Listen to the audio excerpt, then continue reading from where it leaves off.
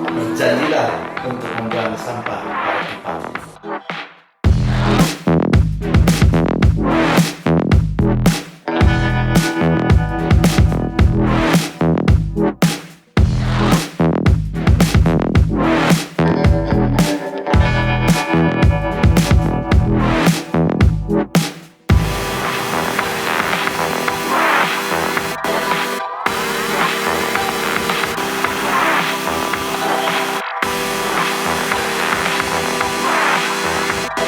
Kira-kira dari lembaga-lembaga itu mana yang lemah koordinasinya?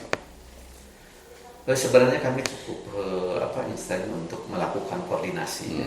Hanya mungkin tadi, jadi terbentuk dari prioritas mungkin.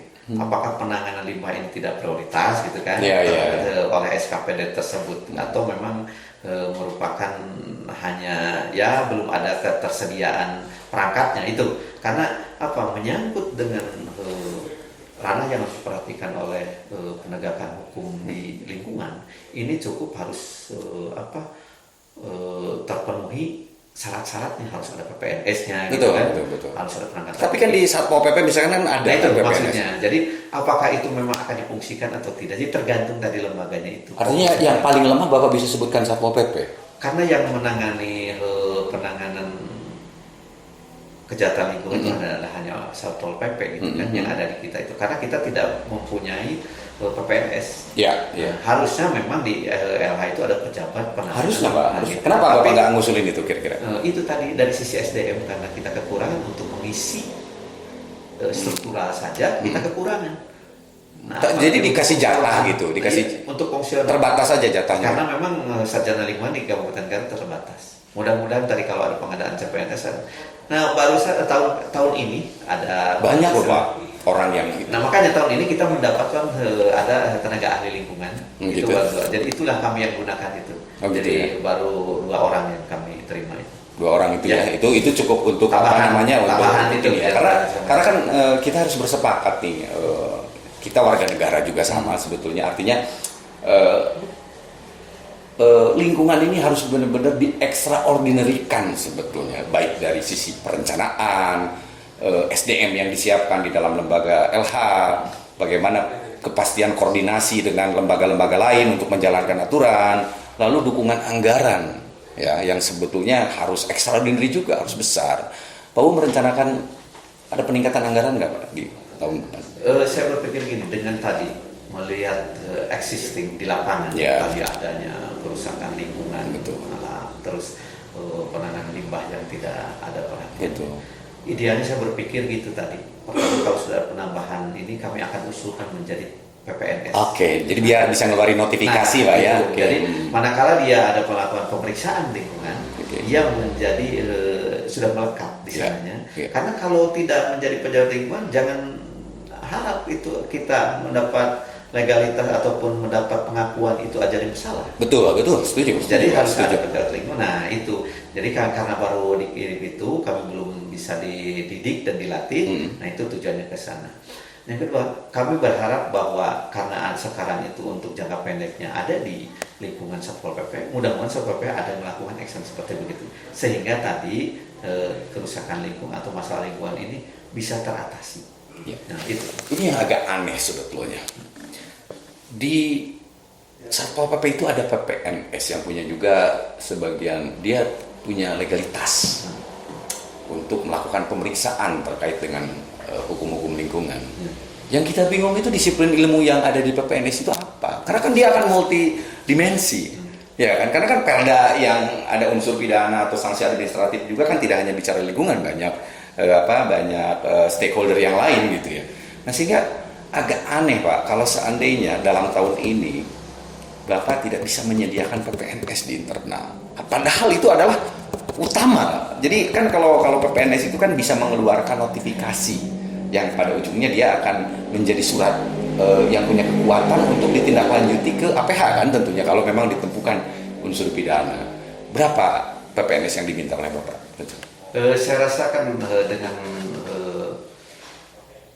dropping CPNS yang latar belakang tadi sarjana lingkungan dan itu kami akan usulkan untuk dididik PNS dan diusulkan melalui BKD Ya. untuk menjadi pejabat pangan lingkungan. Apakah itu sudah dilakukan sekarang, Pak? Iya, jadi kami akan Akan atau sedang dilakukan? bukan, kita akan menunggu kesempatan kalau untuk pendidikan itu kan, karena dia belum 100% baru CPNS.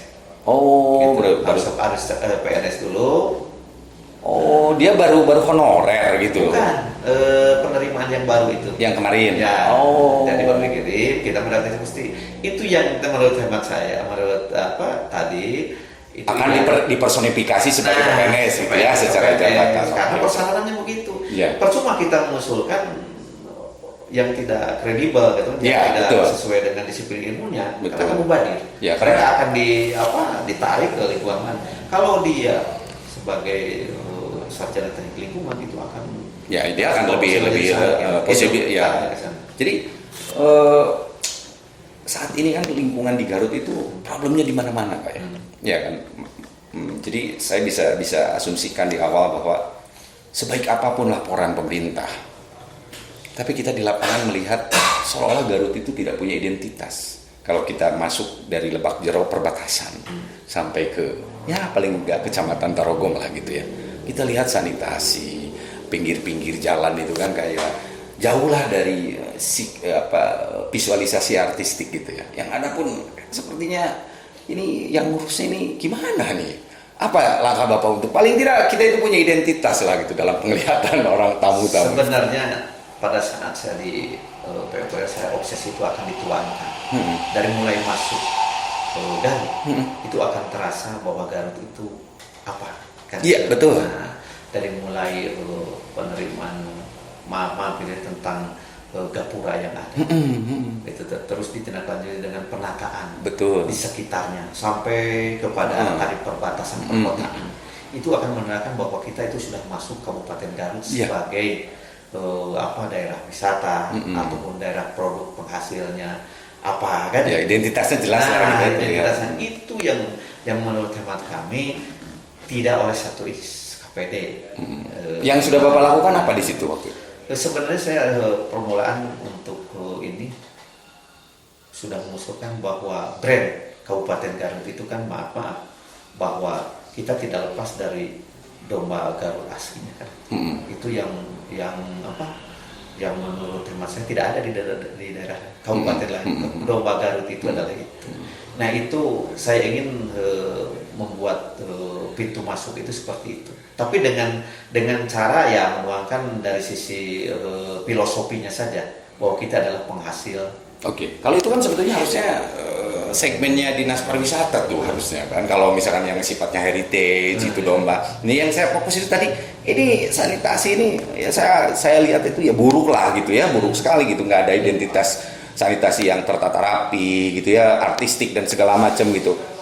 Apa sebetulnya yang pernah Bapak lakukan itu? Kita ketimpangan dari sisi kewenangan. Di sisi lain kita ingin maksimal Iya. mengelola lingkungan tersebut. Masalahnya apa, Pak? Kabupaten. Karena kewenangannya itu adalah bukan kewenangan kabupaten.